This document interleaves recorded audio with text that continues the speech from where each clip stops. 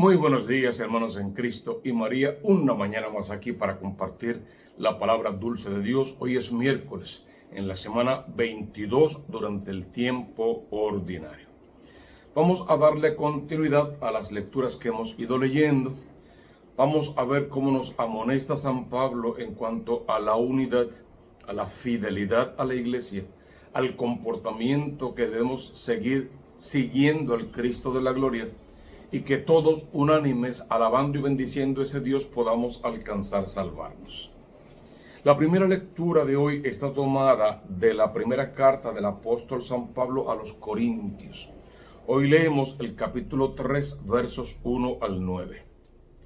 Estamos en Corinto, una gran ciudad que ha sido evangelizada y que la gente se ha convertido. Sin embargo, comienza rápido el sectarismo. Unos siguen a unos, otros siguen a otros, y poco a poco se van olvidando de Cristo.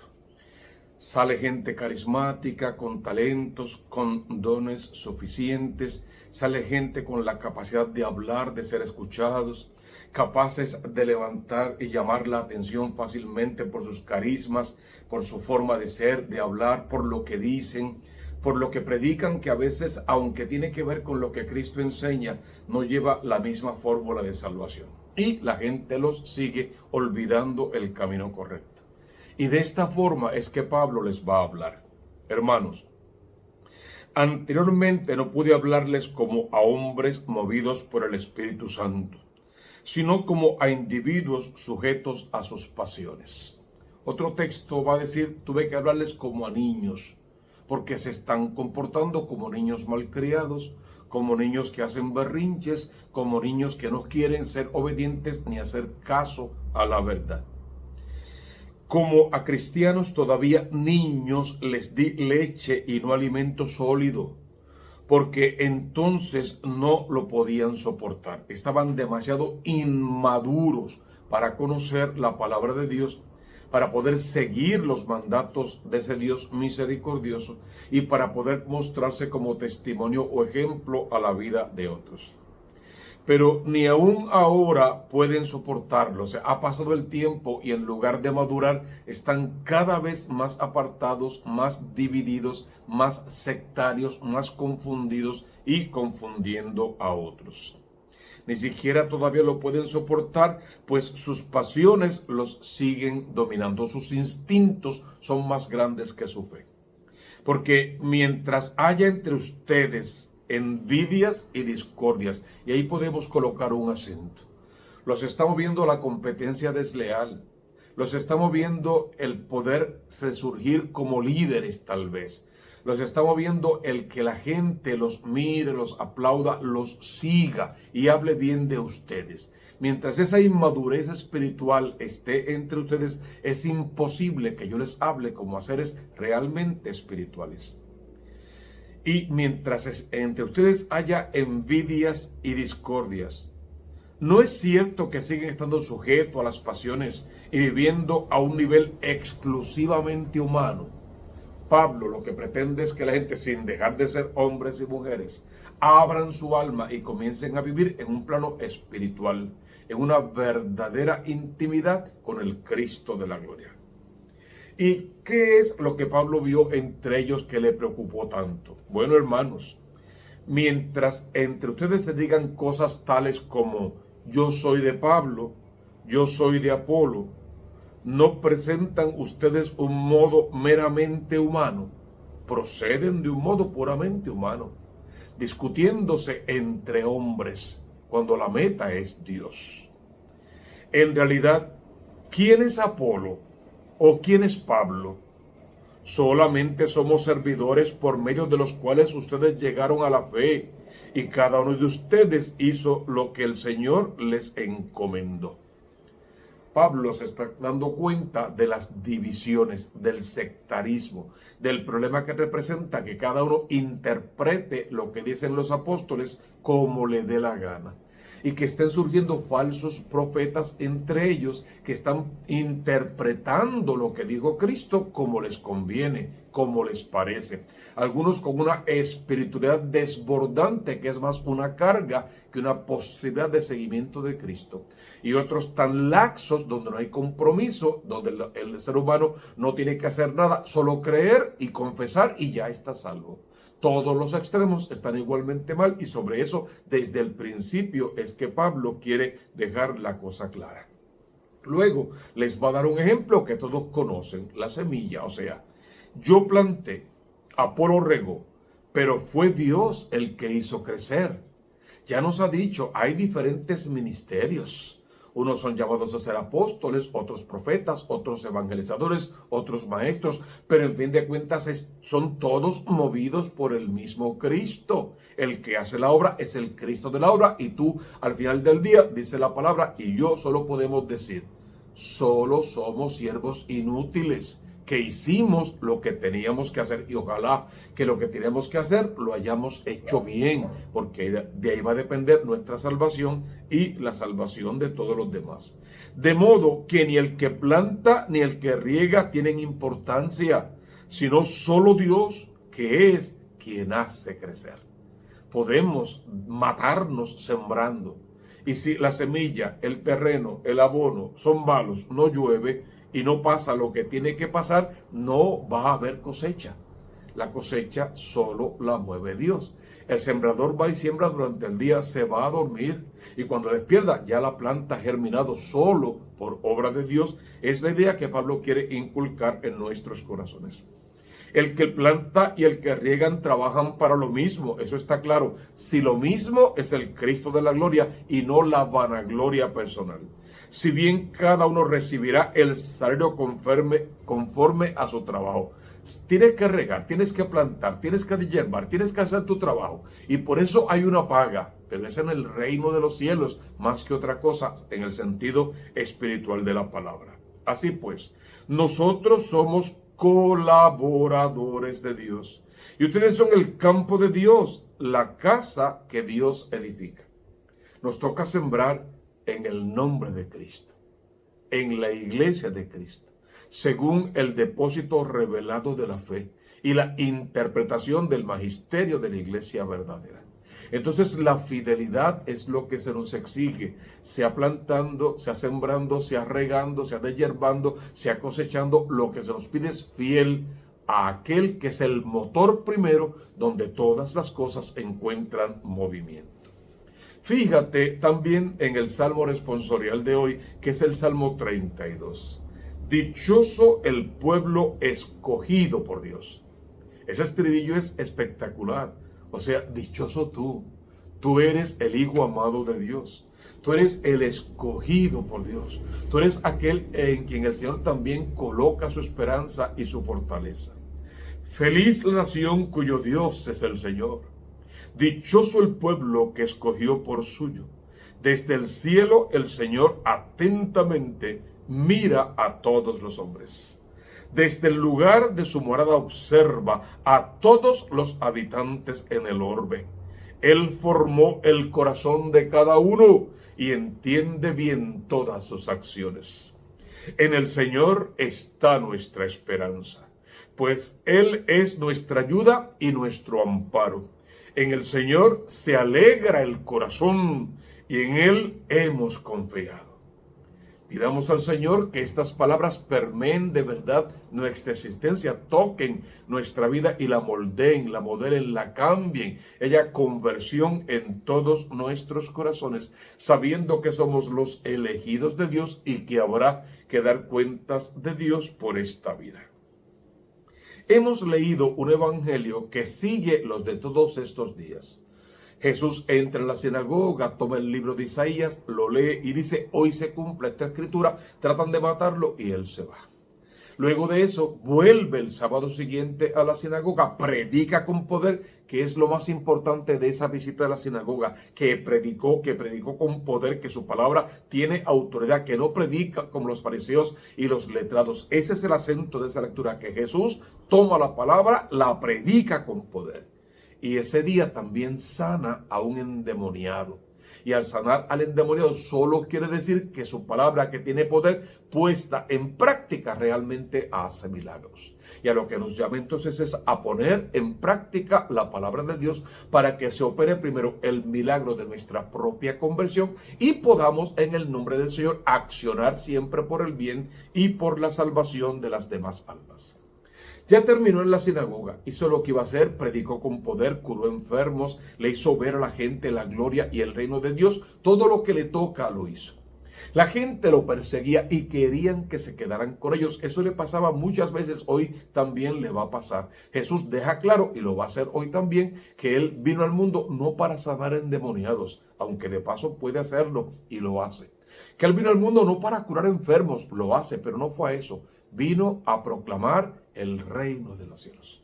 Vino a predicar el evangelio, a que la palabra calara en nuestros corazones, germinara allí y allí diera frutos abundantes.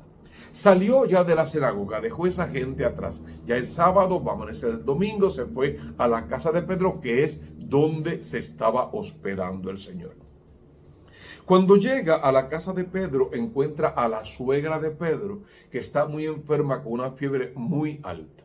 Hoy en día no sería mucho peligro, salvo por el COVID, pero en aquellos tiempos era un peligro inminente tener fiebre porque hablaba de una enfermedad desconocida, no habían los medios y si no se atendía bien esa infección podía llegar a la muerte. Entonces sí, era peligrosa una fiebre que podía parecer común y corriente. Ella no le pidió nada a Jesús. Pero Jesús, quien lee las historias y quien sabe lo que necesitamos antes de pedírselo, entiende aquella necesidad y en atención a Pedro, que lo estaba siguiendo, y a ella, que también es la hija amada de Dios, olvida el cansancio que trae del día y la toma de la mano y sana a esta mujer, le quita la fiebre a esta mujer.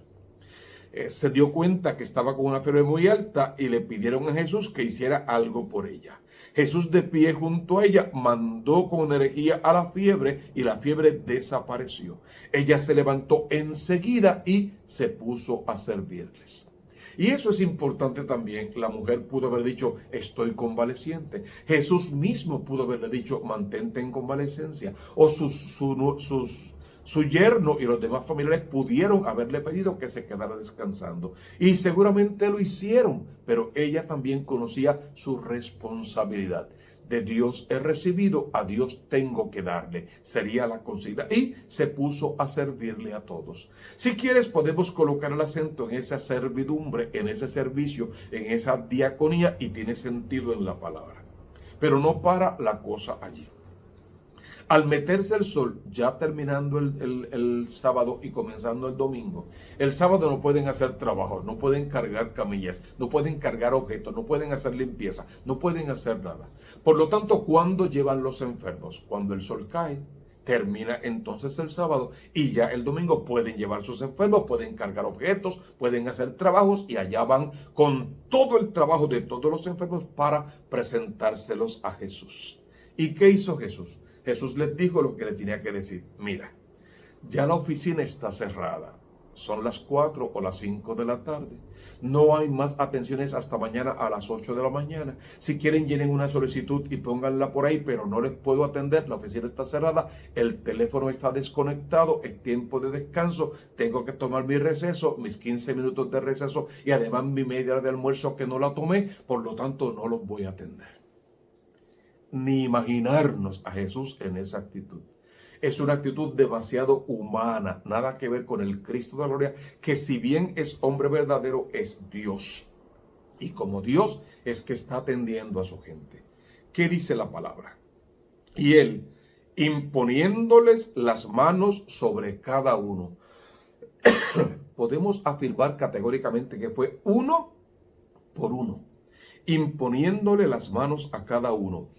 Los fue curando de sus enfermedades. De muchos de ellos salían también demonios que gritaban, tú eres el Hijo de Dios. Pero Él les ordenaba enérgicamente que se callaran, porque sabían que Él era el Mesías. Decíamos ayer, el demonio tiembla ante la presencia del Señor. Saben que Jesús es el Mesías, lo afirma la palabra, pero siguen en su maldad y en su pecado. Si la esposa de Pedro, después de haber sido sanada, hubiese dicho, estoy bien, me visto y me voy de parranda el resto de la noche, ¿dónde quedaría la fe de la iglesia? Justamente en recibir favor tras favor, bendición tras bendición de Dios, es que tiene que acrecentarse nuestro compromiso de vivir en santidad. Pero ¿qué pasa con muchos hombres y mujeres modernos? Que recibimos la gracia que le pedimos a Dios, que la recibimos aún sin pedírsela porque Dios es misericordia. Y en cuanto experimentamos sanación, liberación, se acaba la preocupación y el problema, volvemos a nuestras andadas. Y olvidamos el seguimiento de Cristo, que estos personajes, todos estos personajes, dejándolo todo, le seguían, querían ir tras él y se ponían a sus órdenes. Los demonios creían, confesaban su nombre, pero no le seguían. No se convertían, no se ponían a sus órdenes. El llamado entonces literal para ti y para mí es a ponernos a la orden del Espíritu Santo de Dios, a querer servirle con todo el corazón y entregar nuestra vida para cumplir con lo que es nuestra misión, pasar por el mundo tal como Cristo pasó, siempre haciendo el bien. También tengo que anunciar el reino de Dios a las otras ciudades, pues para esto he venido. ¿De dónde sale esta frase? De lo que dijimos ya. La gente quería atraparlo, que se quedaran con él. Es interesante. Unos querían atraparlo para matarlo. Pero estos que gozaron de la dicha del Señor querían que se quedara con ellos. ¿Pero para qué querían que se quedara? Para que le siguiera haciendo milagros, siguiera curando enfermos, echando demonios, dándoles de comer, y esa no era la misión primera. Yo vine para anunciar el reino de los cielos a otras ciudades, hasta que se pueda decir, vayan por todo el mundo y proclamen el evangelio. Y se fue a predicar en las sinagogas de Judá. Cristo no es propiedad exclusiva de un pastorcillo de última hora, de un predicador inminente si quieres. Pero Cristo no es propiedad exclusiva, todo lo contrario. Tú y yo somos propiedad exclusiva de Dios. Y tenemos que colocarnos a su servicio, predicando lo que Él enseñó tal cual Él lo enseñó y siendo fieles, hermano. La clave de todo predicador es la fidelidad. No a lo que él cree o a lo que le gusta más, a lo que él piensa o a lo que él interpreta por su propia cuenta. A lo que Cristo vino a enseñar. A la iglesia que Cristo vino a fundar y fundó sobre la cabeza de Pedro. A los canales de gracia que son los sacramentos de la iglesia verdadera. A los mandatos y preceptos de la ley de Dios dados a través de la Iglesia Católica para que podamos vivir en la gracia y alcanzar nuestra salvación. Y a la misión que tenemos de ir por todo el mundo con la promesa que tenemos de que Él estará con nosotros todos los días y hasta el fin del mundo. Vamos a alabar y a bendecir al Rey, a glorificarlo por siempre, a darle gracias por su amor. Vamos a pedirle que acabe el sectarismo y que podamos ser un solo corazón y una sola alma. Que las almas puedan regresar a la iglesia que Cristo fundó y participar vehementemente de la vida sacramental. Que acaben las discusiones, las contiendas, las peleas y de nacer iglesias todos los días que en fin de cuentas van a morir igual como nacen, porque bien dice la palabra, si no viene de Dios va a terminar tal como comenzó. Que podamos regresar a la tradición de la iglesia, a la verdad de la palabra de Dios, al poder de la acción del Espíritu Santo, esa unidad que el Señor nos pide para que no seamos como niños pequeños, veletas de falsas doctrinas y de gente astuta que son expertos en el arte de engañar. Que nos apartemos de todo eso, eso nos lo canta los Efesios en el capítulo 4, que nos apartemos de todo eso y que regresemos a la casa de papá. Te alabo, mi Señor, bendigo tu nombre, te glorifico, creo en ti, espero en ti, me confío a ti, me abandono a tu presencia, que sé que estás presente en este momento y que nos estás alimentando con tu palabra y con tu poder. Ven a visitar cada hogar, cada familia, cada corazón y ven a redimirnos, a lavarnos con tu sangre preciosa. Que bien escuchemos al Santo Padre con su predicación diaria, pero que la voz de Cristo sea la que resuene en nuestro corazón y nunca nos apartemos en falsas o medianas interpretaciones. Que te amemos con todo el corazón, que creamos y esperemos en ti y en de ti recibamos todos los días la bendición que nos hace falta. En esta mañana también queremos recibirla. No sin antes recordarle, por favor, suscríbanse a este canal, compártanlo con los demás, denle like, nos hacen falta para que YouTube siga proclamando la palabra a través de nosotros. Dejen allí sus intenciones para la misa, las llevamos a la Eucaristía y también nos dan sus sugerencias. Que el Dios amor les bendiga con poder que se quede habitar para siempre en su interior y esa bendición descienda. En el nombre del Padre, y del Hijo, y del Espíritu Santo. Amén. Busca primero el reino de Dios y su justicia, y todo lo demás vendrá por añadidura.